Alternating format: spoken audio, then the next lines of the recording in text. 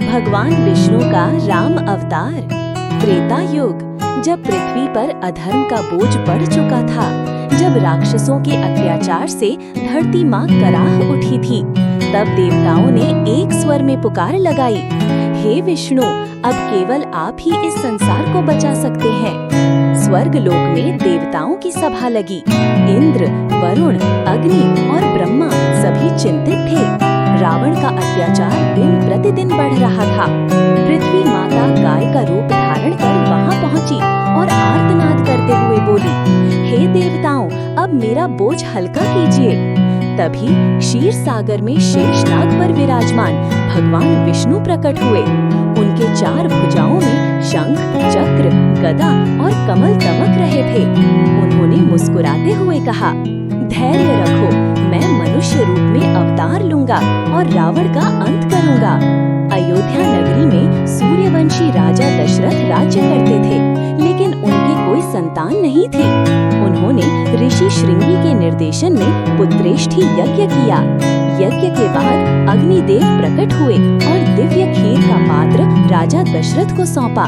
तीनों रानियां कौशल्या, कैकेयी और सुमित्रा ने वो प्रसाद ग्रहण किया और समय आने पर भगवान विष्णु का अवतार हुआ। कौशल्या ने नीले वर्ण वाले कमल नेत्रों वाले पुत्र को जन्म दिया। अयोध्या में उत्सव का माहौल था। ये थे मर्यादा पुरुषोत्तम राम। राम बचपन से ही तेजस्वी, विनम्र और आज्ञाकारी थे। अपने भाइयों लक्ष्मण, भरत और शत्रुघ्न के साथ वे अयोध्या की शान थे। गुरु वशिष्ठ से उन्होंने वेद, शास्त्र और शस्त्रों की शिक्षा ली।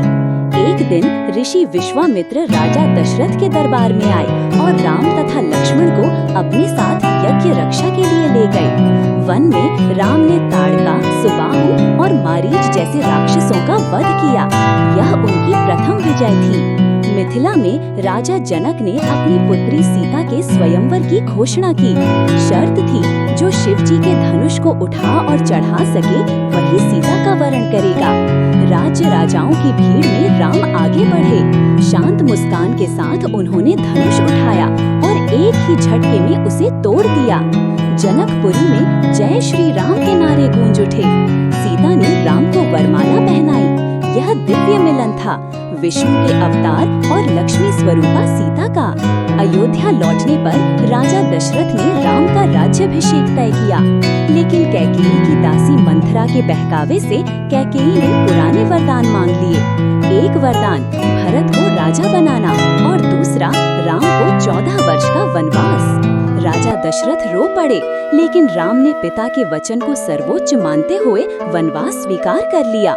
सीता और लक्ष्मण भी उनके साथ वन गए। अयोध्या के लोग आंसू बहाते रह गए।